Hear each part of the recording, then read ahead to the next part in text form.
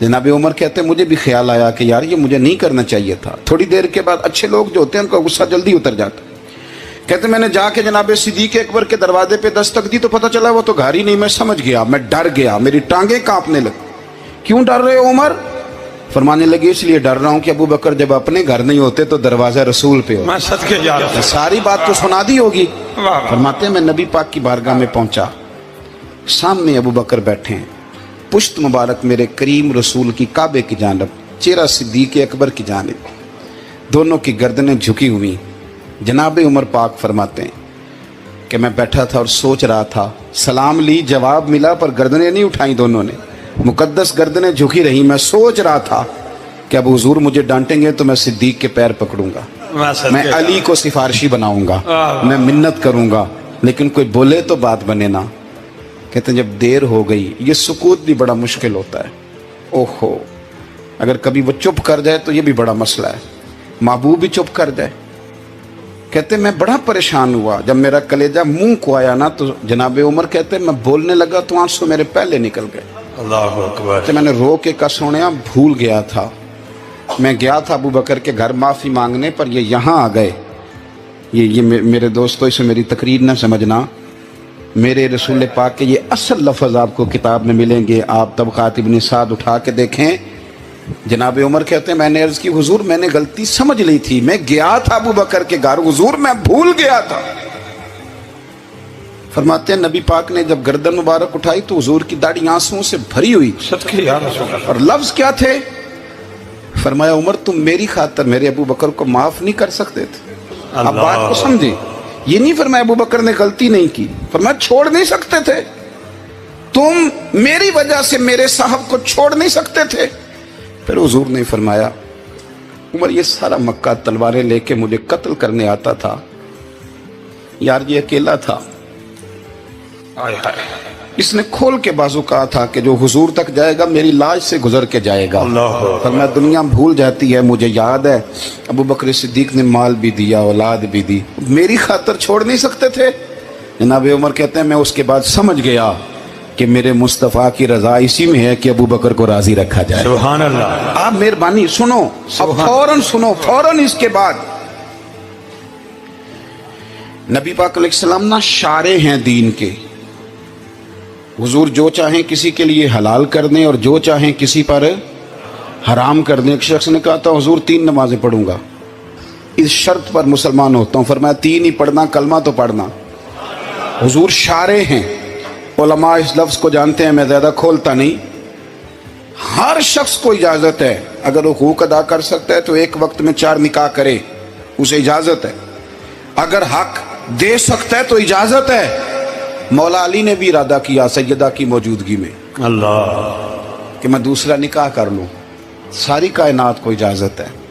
तो सैयदा फातिमा के दिल को न तकलीफ़ हुई, दौड़ी आई हुजूर की बारगाह। बीबी साहिबा ने ज़िंदगी भर खोल के कोई बात नहीं की, आज भी आई तो चुप करके बैठ गई।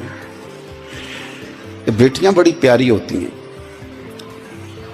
अब्बा ही इन्हें बिगाड़ता है, लाड अब्बा ही देखता है, क्या करें मजबूरी है। तो फिर मैंने देखा है बड़े बड़े सियाने अब्बे सगी बहन के बेटे को भी रिश्ता दे के ना, चाहे पाला भी भांजा खुद ही हो, तो घर जाके माफ़ी मांगते हैं, पुत्र जिन्नी भी खराब ही ना मेरी वजह तो ही, थोड़ा ख्याल फरमाई। बेटी मामला बड़ा अजीब है ना जी।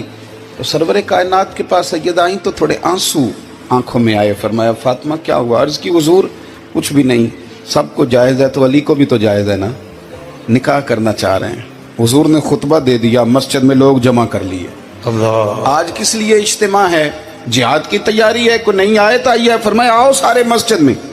खुतबा कितना मुख्तसर सा, तवज्जो है मेरे भाइयों की? इधर देखो, मेरे मुख्तसर सा खुतबा, 2 हरफी बात। हुजूर फरमाने लगे भाई मेरी बात गौर से सुन लो, ये जो फातिमा है ना ये मेरे जिगर का टुकड़ा है, बिदातु मिन्नी है, ये मेरे जिगर का टुकड़ा है। जिसने इसे राजी किया उसने मुझे राजी किया, और जिसने इसे नाराज किया उसने मुझे। खत्म हो गई बात, 2 हरफी बात। हजरत मौला अली कहते हैं बाकी सारे एक दूसरे का मुंह देख रहे थे कि आज इस खुतबे की क्या जरूरत, तो मुझे तो समझ आ रही थी ना।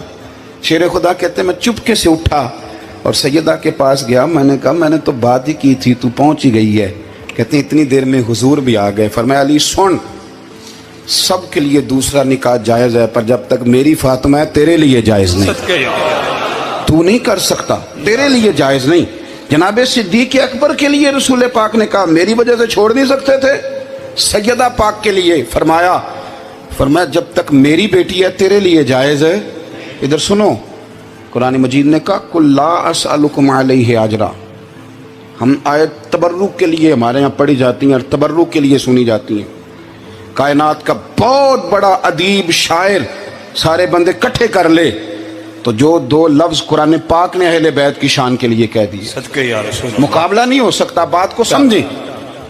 کسی درویش نے کہا تھا اصلاں نال جے نیکی کریے تو نسلاں تاک نہیں بھول دے. کائنات میں اگر پرکھ نہ ہونا کہ کسی نے کسی کی ذات سے پیار کیا ہے تو ابو بکر صدیق نے میرے مصطفیٰ کی ذات سے پیار کیا ہے صلی اللہ علیہ وسلم. حضور کی ذات سے محبت کی. اور کب یاری لگائی؟ نہ ابو بکر صدیق کی عمر 16.5 سال تھی. کتنی؟ اور نبی پاک کی عمر تقریباً 20 سال تھی. مکے میں دوستی لگ گئی. پانی پرن سہیلیاں ترنگا رنگ کڑے, اسی پریا اس دا جانیے جس دا توڑ چڑھے. کہاں دوستی لگائی؟ 16.5 سال کی عمر. آج 1450 سال گزر گئے ہیں. مدینہ منورہ جو جا کے گردن جھکاتا ہے ابو بکر کی یاری کو بھی سلام کر کے جاتا ہے. کیسی دوستی ہے؟ اور ذات کے ساتھ پیار کیا, صفات کے ساتھ نہیں. جب آدمی کا عروج ہوتا ہے تو بڑے یار آ جاتے ہیں, بڑے دوست نکلتے ہیں. وہ کہتے ہیں کیا بات ہے جناب کی, ہم آپ کے ساتھ رہا کرتے تھے. وہ پرانا یارانہ, پرانی دوستی. آپ ہمارے پڑوسی ہیں, 4تھی گلی میں آپ کا گھر ہوتا تھا. کبھی کبھی فلاں دکان پہ ملتے تھے, اکٹھا سودا خریدتے تھے. بڑے لوگ. لیکن دکھ کا وقت, تکلیف کا وقت, ابو بکر صدیق نے حضور سے اس وقت یارانہ لگایا تھا جب کوئی بھی نہ تھا. کوئی بھی نہ تھا. کئی لوگ آئے ہیں, وَرَأَيْتَ النَّاسَ يَدْخُلُونَ فِي دِينِ اللَّهِ أَفْوَاجًا. فوجوں کی فوجیں آئیں, لیکن ابو بکر اس زمانے میں آئے حضور کی ذات سے پیار کر کے, نبی پاک کی شخصیت سے پیار کر کے. 16.5 سال کی عمر میں یارانہ لگایا. حضور بھی تجارت کرتے تھے, جناب صدیق اکبر بھی تجارت کرتے تھے. جب جناب خدیجہ الکبریٰ سے نبی پاک علیہ الصلوۃ والسلام کا نکاح مبارک ہوا تو حضور اسی محلے میں چلے گئے جہاں حضرت خدیجہ کی رہائش تھی. تو اسی محلے میں, جس کو آج شار ابراہیم خلیل کہا جاتا ہے, اسی محلے میں مکہ مکرمہ میں جناب صدیق اکبر کا گھر تھا. پہلے یارانہ تھا, پھر محلہ بھی ایک ہو گیا.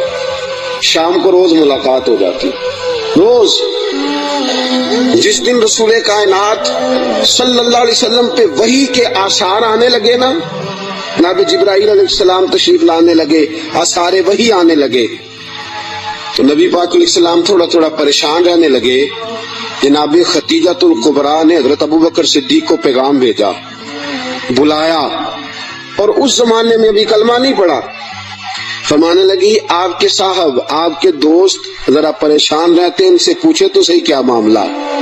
حضرت خدیجہ الکبریٰ رضی اللہ, یہ کس زمانے کا یارانہ, یہ کس دور کی دوستی ہے. اور وہ تجارت کا زمانہ تھا, وہ کاروبار کا وقت تھا. رسول پاک کے ساتھ دوستانہ لگ گیا تھا, محلہ ایک تھا. پھر اس دوستی نے آگے درجات اختیار کیے. انسان اپنے دوست کے ساتھ, اور بالخصوص جو جوانی کا دوست ہوتا ہے, اس کے ساتھ بڑا بے تکلف ہوتا ہے. اور آپ نے اگر کسی بندے کو پرکھ نہ ہو تو دن رات اس کے ساتھ ٹائم گزارے. رسول کریم صلی اللہ تعالیٰ علیہ وسلم کی بارگاہ میں کسی شخص نے عرض کی, حضور فلاں بندہ بڑا اچھا ہے. فرمایا کبھی تو نے اس کے ساتھ سفر کیا ہے؟ کہا حضور نہیں. فرمایا پہلے سفر کر پھر بتانا, پہلے اس کے ساتھ, تاکہ تجھے اس کے دن رات کے معاملات کا پتہ چلے, اس کے مزاج کا پتہ چلے, پھر بتانا, یوں نہ بتا. جناب صدیق اکبر رضی اللہ تعالیٰ عنہ نے نبی پاک علیہ الصلوۃ والسلام کو 20 سال کی عمر مبارک سے جانتے تھے, اور حضور علیہ الصلوۃ والسلام نے اعلان نبوت فرمایا 40 سال کی عمر میں. یہ جو 20 سال ان کا درمیان میں یارانہ رہا, دوستانہ رہا, اس پورے عرصے میں انہوں نے نبی پاک علیہ السلام کو اس نگاہ سے نہیں دیکھا کہ یہ نبی ہے. توجہ ہے آپ کی بات کو پرکھیے گا، ذرا غور کیجیے گا. ایک ہوتا ہے بندہ سمجھتا ہے یہ شیخ ہے، یہ پیر ہے، یہ علامہ ہے، یہ مولانا ہے. اب جب اس نگاہ سے وہ پرکھتا ہے، دیکھتا ہے، تو آپ جان سکتے ہیں کہ وہ اس کا تصور ہوتا ہے کہ یہ نیک ہوگا، پرہیزگار ہوگا. بہت ساری ایسی نظریں ہیں جو اس پہ وہ ڈالتا ہی نہیں، تائرانہ نظریں، تنقید کی نظریں ڈالتا ہی نہیں، اس زاویے سے وہ سوچتا ہی نہیں. میرے عزیزو، نبی کریم صلی اللہ علیہ وسلم کو جناب صدیق اکبر نے 20 سال اس نظر سے دیکھا ہی نہیں کہ یہ نبی ہے. یہ میرے نبی پاک علیہ الصلوۃ والسلام کی سیرت اور کردار کا حسن ہے.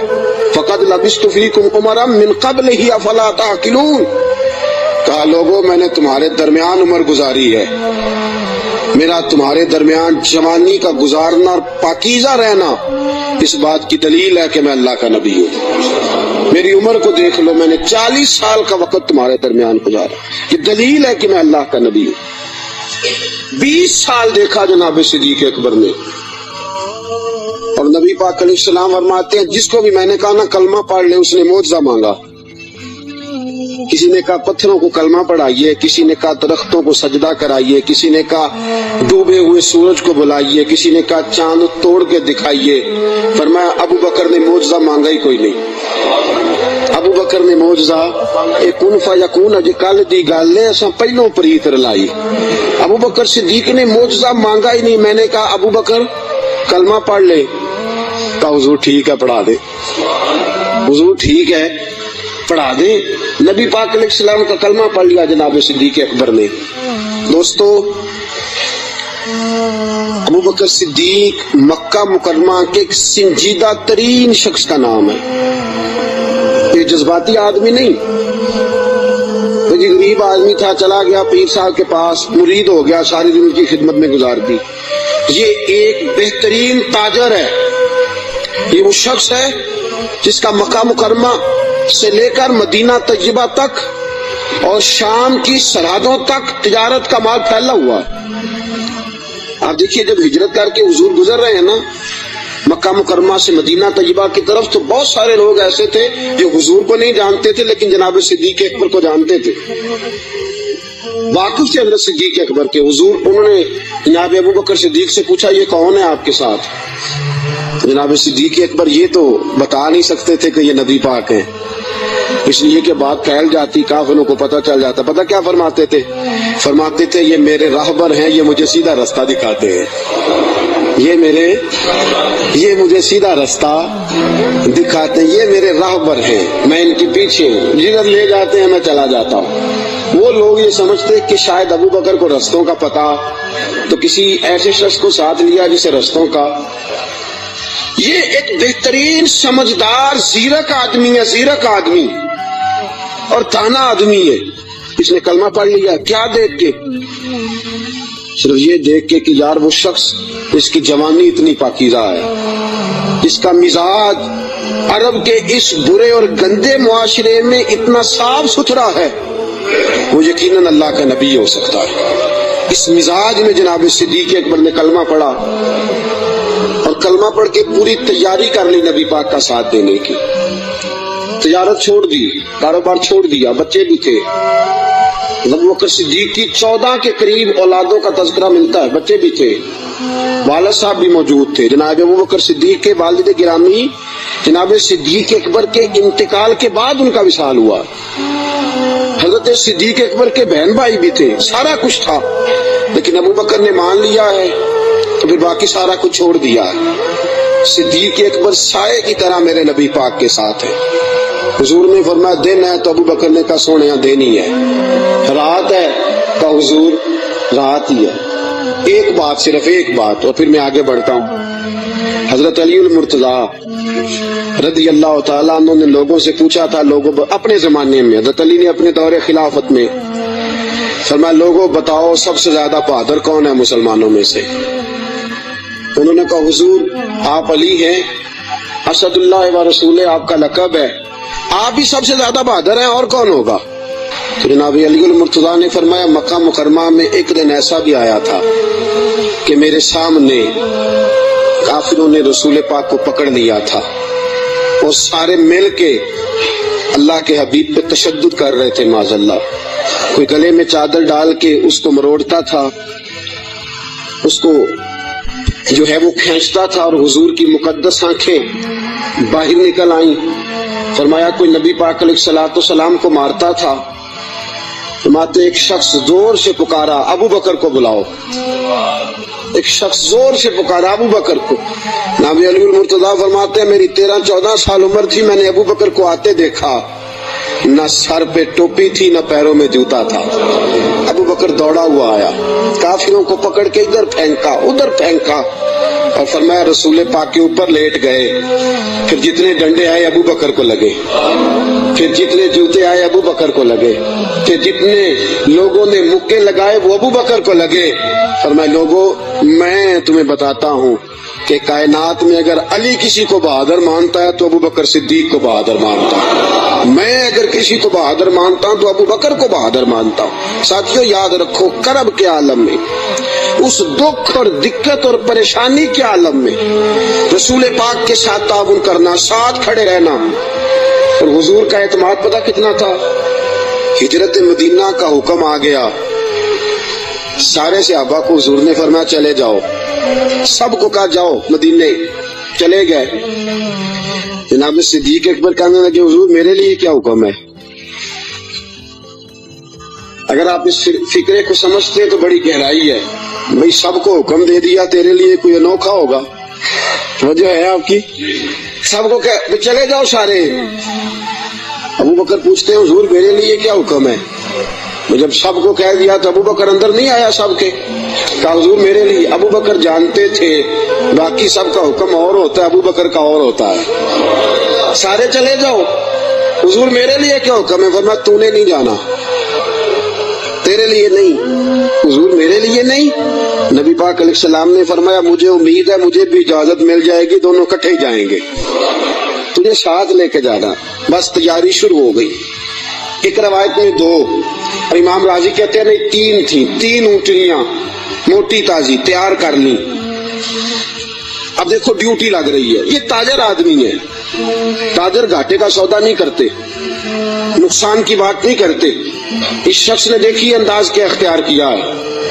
حضرت ابو بکر صدیق نے اپنے غلام جناب عامر بن فہیرہ رضی اللہ تعالیٰ عنہ سے کہا تو نے دن بھر بکریاں چرانی ہیں اور جب شام پڑ جائے اندھیرا چھا جائے تو غار ثور کے سامنے بکریاں لے آنی.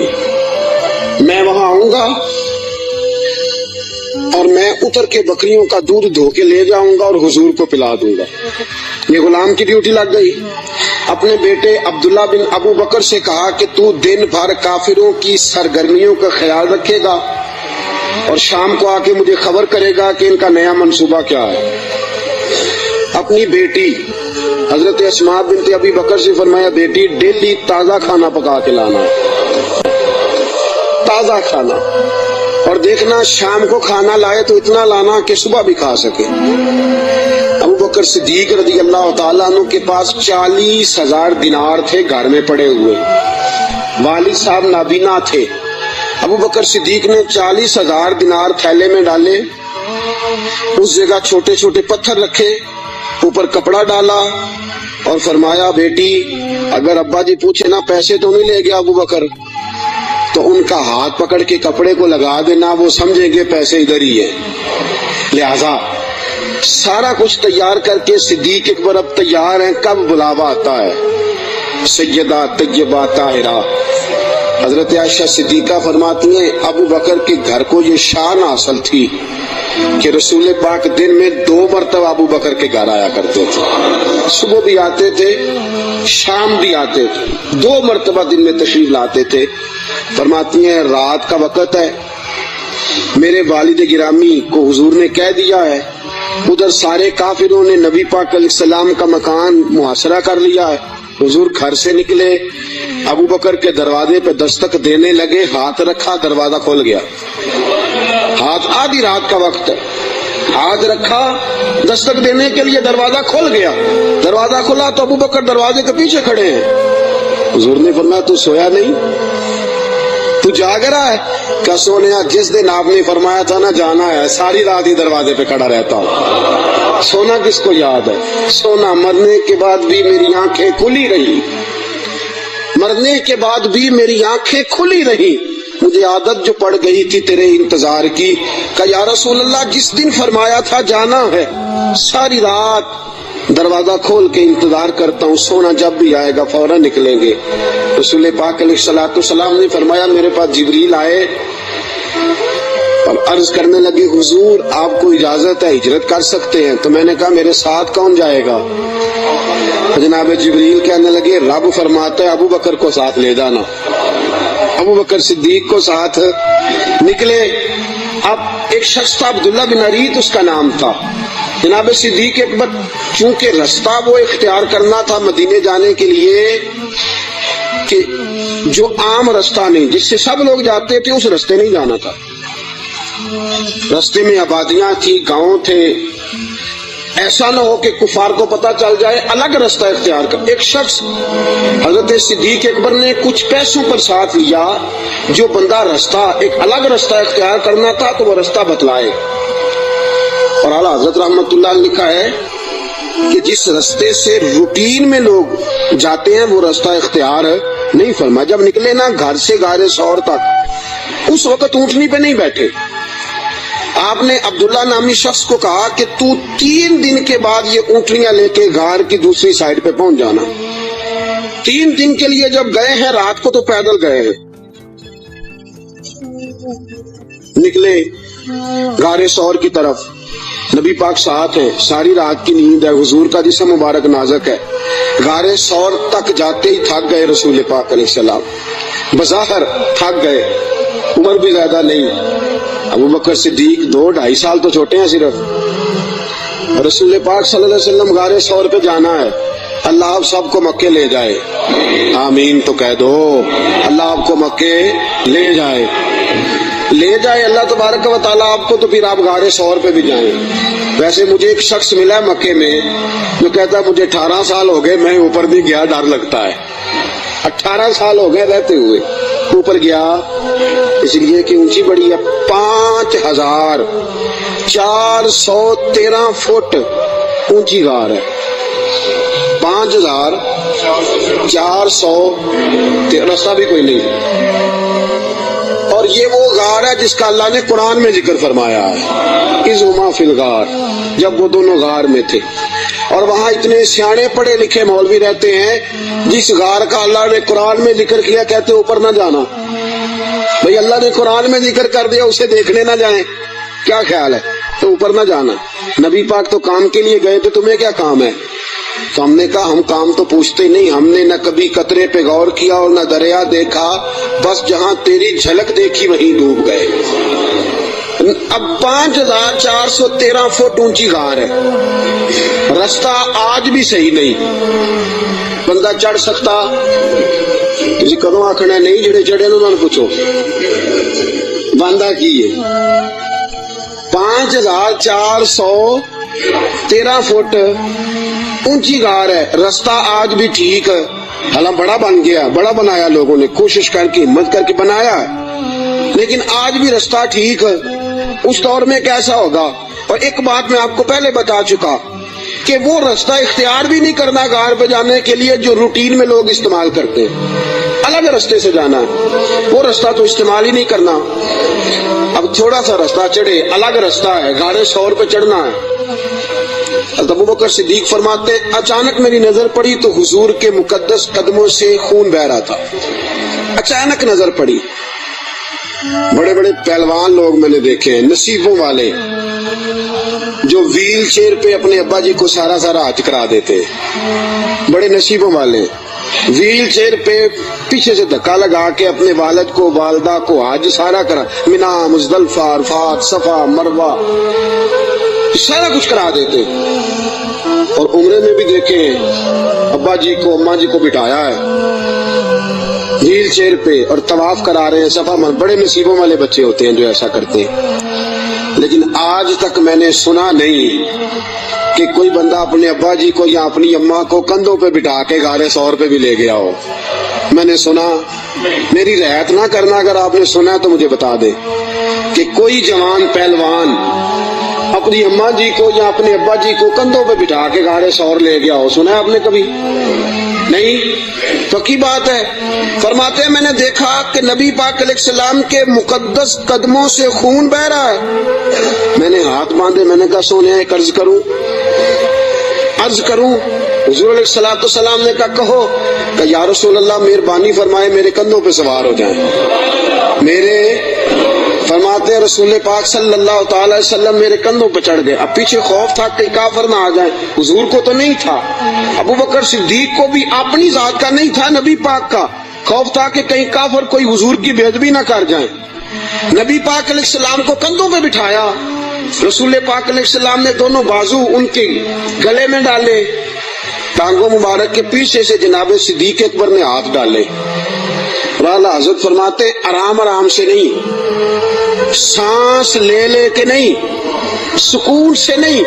ابو بکر نے ایک قدم اٹھایا ہے تو سانس پھر غار ثور پہ جا کے لیا, غار ثور پہ جا کے. اور چڑھتے کس طرح ہیں؟ ایڑیاں زمین پہ نہیں رکھتے, صرف پنجے رکھتے. اس طرح تیزی کے ساتھ, کہیں پیچھے کوئی آ نہ جائے, فٹافٹ تیزی کے ساتھ. پورا پیر نہیں جماتے. ابو بکر پورا پیر کیوں نہیں جماتے؟ کہا اگر پنجہ پورا لگ گیا تو کافر پہچان جائیں گے قدموں کے نشانوں کی وجہ سے. پورا پنجہ اور تیزی کے ساتھ. تیزی میاں محمد بخش صاحب عارف کھڑی رحمت اللہ علیہ فرماتے ہیں ویکھو پباں پار قدم نہیں جے لاؤندا, پباں پار پورا قدم نہیں جے لاؤندا, پباں پار قدم نہیں لاؤندا تے سور پہاڑ تے چڑھیا جاندا. پباں پار قدم نہیں لاؤندا, سور پہاڑ تے چڑھیا او پیا جاندا جی یار نبی دا. تیز تیز جا رہے تھے نا تو بزرگوں نے اس کی منظر کشی کی, تیزی سے بات کی. او پیا پباں پار قدم نہیں جے لاؤندا, سور پہاڑ تے چڑھیا جاندا اے او پیا جاندا جی یار نبی دا. پباں پار قدم نہیں لاندا, سور پہاڑ تے چڑھیا جاندا او پیا جاندا تے یار نبی دا. اے اصلی دلدار نبی دا, اے اصلی دلدار. اب غار ثور پہ پہنچ گئے, بس ٹھیک ہے, سانس لینا چاہیے, آرام کرنا چاہیے. حضور کو بٹھایا, 4 چادریں ہیں صدیق اکبر کے پاس. ایک چادر ہے گلے کے اندر رکھی, 2 چادریں سینہ بند کے طور پہ باندھی, چوتھی پگڑی ہے سر پہ. جناب صدیق اکبر نے چادر کھولی, نبی پاک کے نیچے بچھائی. کا حضور آپ بیٹھے, میں ذرا اندر جا کے دیکھ لوں غار میں کچھ ہو ہی نہ. امام فخر الدین رازی فرماتے ہیں غار ثور میں 70 سوراخ تھے. کتنے؟ ماجرا کیا تھا؟ ماجرا یہ تھا کہ جناب عیسیٰ علیہ السلام اپنی امتیوں کو تبلیغ فرما رہے تھے. تو جناب عیسیٰ علیہ السلام نے فرمایا کہ آخری جو پیغمبر آئیں گے بڑی شان والے ہوں گے, بڑی عظمت والے ہوں گے, جو ان کو ایک نظر دیکھ لے گا ایمان کی حالت میں, اللہ اس پر بھی جہنم حرام فرما دے گا. ایک بار جو ایمان کی حالت میں دیکھ لے گا, دوزخ کی آگ سے بچ گیا, خاتمہ بالخیر ہو گیا تو بچ گیا. ایک سانپ بھی تقریر سن رہا تھا. کون؟ سانپ بھی تقریر سن رہا تھا. لوگ چلے گئے تو سانپ اللہ کے نبی کے پاس آ گیا, کہنے لگا حضرت جی انہوں نے کب آنا ہے؟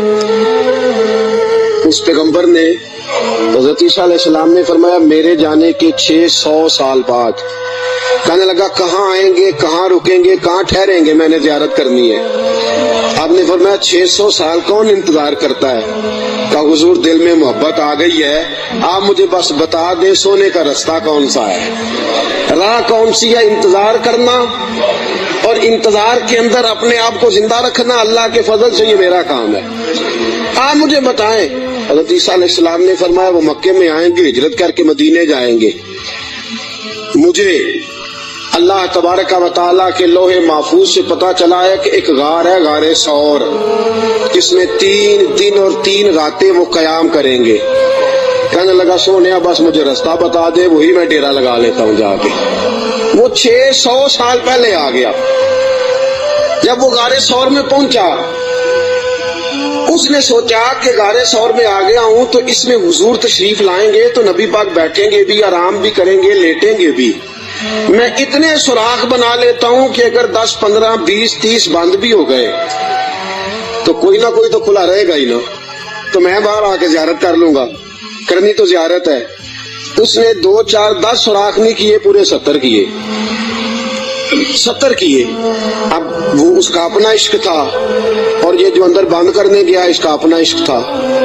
اس نے 70 سوراخ کیے کہ چلو کوئی تو کھلا رہے گا نا۔ ابو بکر صدیق نے کہا باری میری ہے دیکھنے کی، کسی اور کو موقع مل ہی نہیں سکتا۔ جناب صدیق اکبر رضی اللہ تعالیٰ عنہ نے سارے کپڑے پھاڑ دیے اپنے، ساری چادریں، ساری پگڑیاں، 69 امام راضی کہتے ہیں 69 سوراخ بند کر دیے، کپڑا ہی ختم ہو گیا، 70 کے لیے کپڑا بچا۔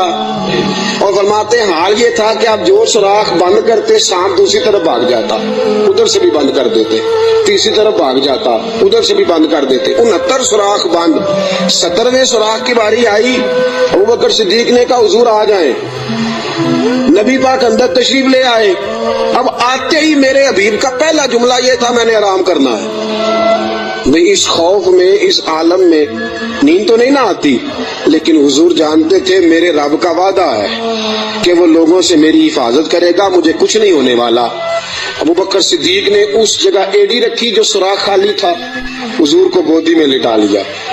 اب ابو بکر صدیق جلوے نظارے کرنے لگے۔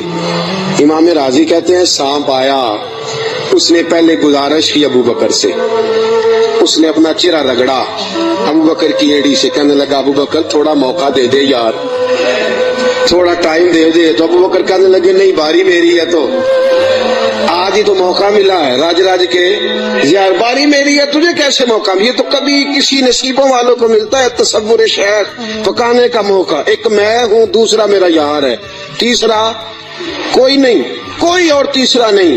ایک حرف سجن دے ناں دا سانو دسدا وانگ قرآن ہے، ہر دم یاد سجن وچ رہنا ساڈا اے ہوئی ورد گیان ہے، تے صورت یار دی ویندیا رہنا اے سب عملاں دی جان ہے۔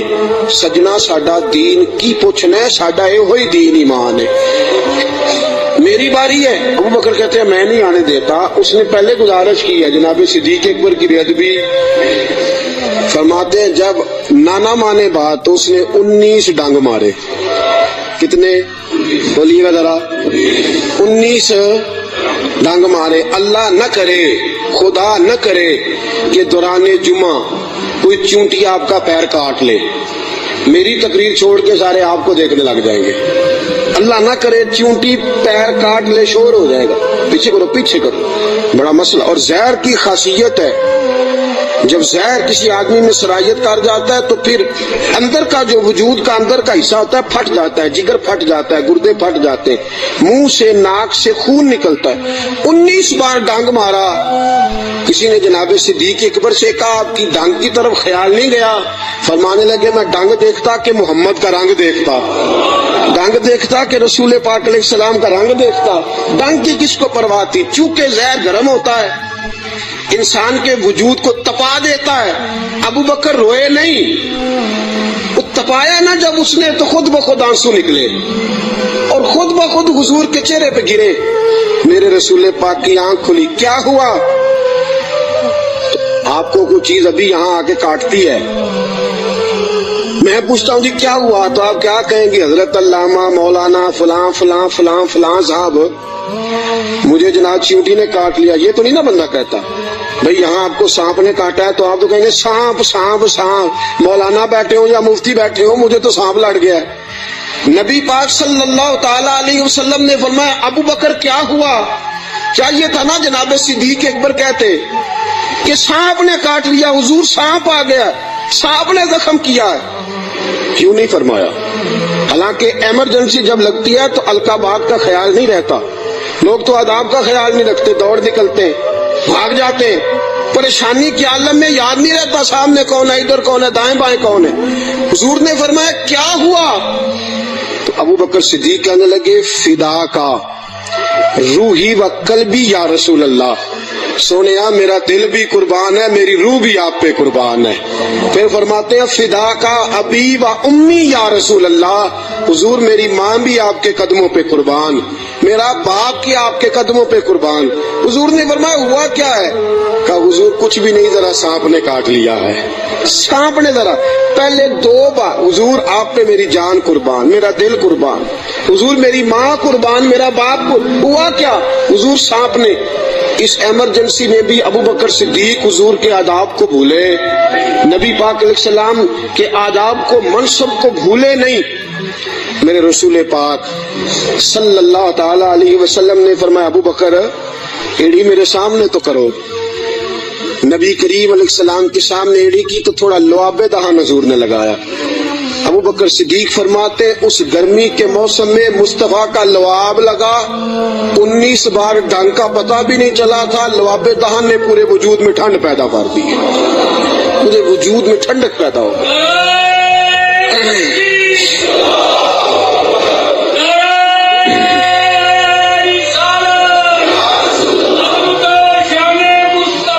نبی کریم صلی اللہ تعالی علیہ وآلہ وسلم نے فرمایا ابو بکر تیرے کپڑے کدھر ہیں؟ کہا سونیا 3-4 لے کے آیا تھا، سارے ٹکڑے ٹکڑے کر کے میں نے لگا دیے. میرے حبیب پاک نے ہاتھ اٹھائے اور دعا کیا دی. کہا اے اللہ جس طرح میں اور ابو بکر غار میں کٹھے ہیں ہمیں جنت میں بھی کٹھا ہی رکھنا. یا اللہ جس طرح ہم غار میں کٹھے ہیں جنت میں بھی کٹھا ہی رکھنا. میرے رسول پاک علیہ السلام نے. اب دیکھیے اگلا منظر کیا ہے. شام کو بیٹی کھانا پہنچاتی ہے، غار ثور پہ چڑھ کے جاتی ہے بچی. ابو بکر صدیق کا بیٹا روز خدمت کرتا ہے، سارا خاندان ابو بکر نے اسی کام پہ لگا دیا، پیسے بھی سارے لگا دیے. دنیا کہتی ہے کائنات میں ابو بکر کیوں ہوتی ہے؟ دوستو ابو بکر نے حد کر دی. اور میرے نبی پاک نے فرمایا کسی کی جان نے اور کسی کے مال نے مجھے اتنا نفع دیا ہی نہیں اتنا ابو بکر کے مال نے مجھے نفع کسی نے دیا ہی نہیں. بڑے لوگوں نے حضور پہ مال خرچ کیا، اتنا نفع دیا نہیں کسی نے جتنا صدیق اکبر نے دیا. ایک صحابی کہتے ہیں یہ حدیث بخاری میں بھی موجود ہے، دیگر کتب میں ذرا تفصیل سے موجود ہے. حضرت ابو بکر صدیق سے ایک دن کہنے لگے ذرا غار ثور تک تو بات ٹھیک ہے، اور یہ پتہ ہے خدمت کا موقع انہیں کتنے دن ملا ہے؟ 3 دن اور 3 راتیں.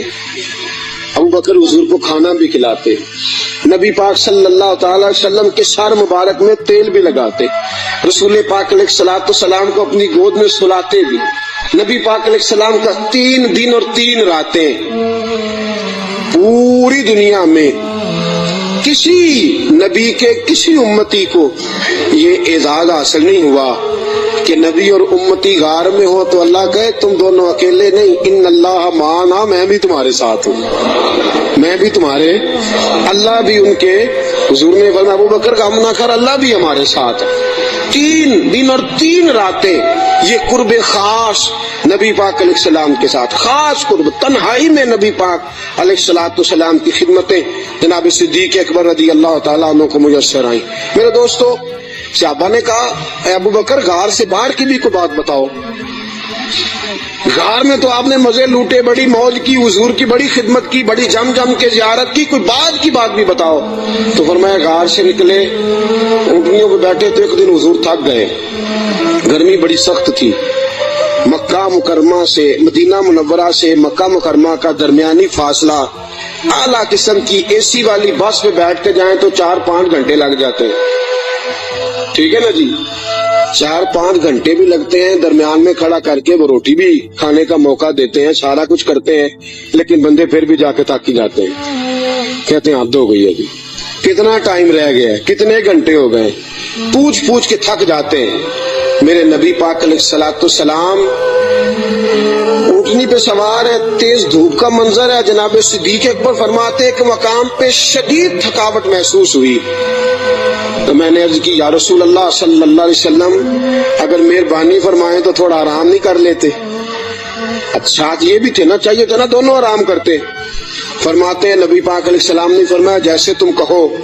میں جلدی سے گیا، مجھے ایک پہاڑ نظر آیا، اس پہاڑ کے نیچے پہاڑ کا تھوڑا سا سایہ تھا. فرماتے ہیں میں نے جلدی سے وہاں سے کنکر وغیرہ ہٹائے، اپنا کپڑا بچھایا اور حضور کو عرض کی یا رسول اللہ یہاں تشریف رکھے. نبی پاک وہاں بیٹھ گئے. جناب صدیق اکبر رضی اللہ تعالیٰ عنہ فرماتے ہیں میں جلدی سے اٹھا، ایک بڑا پیالہ تھا ایک چھوٹا پیالہ تھا، دور مجھے ایک چرواہا بکریاں چراتا نظر آیا، میں اس کے پاس گیا، میں نے کہا یار بکریاں تیری اپنی ہیں یا کسی کا، تو چرواہا ہے؟ اس نے کہا نہیں میری اپنی بکریاں ہیں۔ میں نے کہا ایک بکری کا دودھ میں تجھ سے خریدنا چاہتا ہوں۔ اس نے کہا ٹھیک ہے لے لو۔ فرماتے ہیں میں جلدی سے گیا، اس کو پیسے دے کے نکلا، تو کہنے لگا کدھر جا رہے ہو؟ میں نے کہا ابھی بتاتا ہوں۔ بڑے برتن میں پانی لایا، میں نے کہا میں نے مصطفیٰ کے لیے لنگر لے کے جانا ہے، یہ پانی لے لے، ہاتھ بھی دھو لے اور بکری کے تھن بھی دھو لے۔ پہلے ہاتھ بھی دھو، بکری کے تھن بھی دھو، سفر ہے تو کیا ہوا، مشقت کا معاملہ ہے تو کیا ہوا؟ میں اپنے شیخ کے آداب بھول سکتا؟ میں نبی پاک صلی اللہ تعالی وسلم کے آداب بھول سکتا؟ آداب پورے سارا انجام دیے جائیں گے۔ محبوب کریم صلی اللہ تعالی علیہ وسلم کے لیے دودھ لایا، فرماتے ہیں دودھ لے کے آ گیا، جب پہنچا تو اللہ کے حبیب سو گئے تھے۔ اب حضور آرام فرمائے، میں نے تھوڑا سا اس میں ٹھنڈا پانی ڈالا، دودھ کو ٹھنڈا کر لیا۔ فرماتے ہیں دودھ کا پیالہ لے کے حضور علیہ السلام کے سرانے والی سائڈ پہ بیٹھ گیا، میں نے کہا جگانا نہیں، سونا جب اٹھے گا تب بھی پیش کر دوں گا۔ یاد رکھیں سفر میں انسان پریشان ہو جاتا ہے، روایت میں آتا ہے سفر عذاب کا ٹکڑا ہے، دقت ہو جاتی ہے، انسان بھول جاتا ہے اپنا آپ بھی، لیکن جناب صدیق اکبر نبی پاک کے آداب کو بھولے؟ بھئی آپ بھی تو تھکے ہوئے ہیں، آپ بھی تو ساتھ بیدار ہیں، آپ بھی تو سارا کچھ کر رہے ہیں، لیکن ابو بکر صدیق رضی اللہ تعالیٰ عنہ دودھ کا پیالہ لے کے سرانے بیٹھے رہے۔ اپنی مرضی سے میرے مصطفیٰ کی آنکھ کھلی، رسول پاک نے مسکرا کے دیکھا تو ابو بکر صدیق نے دودھ کا پیالہ پیش کیا۔ جب رسول پاک نے ٹھنڈا ٹھنڈا دودھ پیا، ابو بکر تیرے نصیبوں پہ قربان جائیں، اعلیٰ حضرت فرماتے ہیں حضور نے بچا ہوا دودھ ابو بکر کو عطا فرمایا۔ جناب صدیق اکبر نے دودھ پیا، یہی کافی نہیں تھا انعام؟ اتنا حضور کا جھوٹا کسی کو مل جائے تو یہی انعام کافی نہیں تھا؟ جب ابو بکر دودھ پی چکے تو میرے نبی پاک کی آنکھوں میں آنسو آ گئے، حضور رو پڑے، اور رسول پاک نے فرمایا اے اللہ، اے میرے مولا، تو ابو بکر کی نیکیاں دیکھ رہا ہے نا، اس کو بدلہ بھی قیامت کے دن تو ہی عطا فرمائے گا، تو ہی عطا کرے گا صبح قیامت اس کو بدلہ۔ عزیزو، جناب صدیق اکبر نے ہر موڑ پر تنہائی کے حضور کی ذات سے محبت کی ہے۔ جو حضور نے کہہ دیا ابو بکر نے کہا ٹھیک ہے، جیسا حکم ہو گیا، باقی ساری کائنات پیچھے۔ آج جز ماننے کا ماحول ہے، جز تھوڑی مان لو تھوڑی چھوڑ دو، تھوڑا کر لو تھوڑا اپنا نفع نقصان سوچ کے چلو۔ ابو بکر صدیق نے سوچ دی کہ جب غلامی کا تصور آ گیا پھر نفع نقصان بھول جاؤ، پھر یہ دیکھو کہ سامنے کیا۔ کسی نے سیدنا غوث اعظم جیلانی سے پوچھا کہ حضرت جی آپ کے لاکھوں مرید ہوئے ہیں، مزہ کس بات میں آیا ہے؟ آپ فرمانے لگے لاکھوں چھوڑ دو، اللہ ایک دے دے، دے ابو بکر جیسا دے۔ لاکھوں چھوڑو، ایک دے دے اللہ، دے ابو بکر جیسا دے۔ لاکھوں کا کیا کرنا، ایک چاہیے، ہونا ابو بکر جیسا چاہیے، جو صدیق اکبر جیسا ہو۔ جناب ابو بکر صدیق رضی اللہ تعالیٰ عنہ نے اپنا آپ دیکھا ہی نہیں، پھر ساری زندگی رسول پاک کو راضی کرنے میں گزار دی۔ دوستو، لکیر کا فقیر بن کے وقت گزارنا، لکیر کا فقیر بن کے، آج سوچ ہی بڑی ہے، ہماری عقل اس قدر زیادہ چلتی ہے منفی سائڈ پہ۔ آپ کسی بندے کو ٹٹول کے دیکھیں، سب سے زیادہ سوچ منفی سائڈ پہ کام کرتی ہے، دماغ تیز چلتا ہے شر کی طرف۔ لیکن ساری زندگی میں نبی پاک علیہ الصلوۃ والسلام کے ساتھ 20 سال کی عمر میں جرانہ لگایا تھا اور 63 سال کی عمر میں وصال فرمایا۔ جناب ابو بکر صدیق رضی اللہ تعالیٰ عنہ کا یہ 43 سالہ جرانہ، 40 اور 3 43 سالہ جرانہ جناب صدیق اکبر کا، ساری زندگی حضور، اور بعد از وصال ظاہری بھی نبی پاک کے ساتھ جرانہ نہیں توڑا۔ ایک دن حضرت عائشہ صدیقہ سے کہنے لگے حضور کے اور حضرت المستدرک صحیح مستدرک میں حضرت عبداللہ ابن عمر موجود تھے किसी शख्स ने कहा कि अबू बकर सिद्दीक का विशाल बीमारी की वजह से हुआ है। जागिए जरा मेरी बात सुनिए।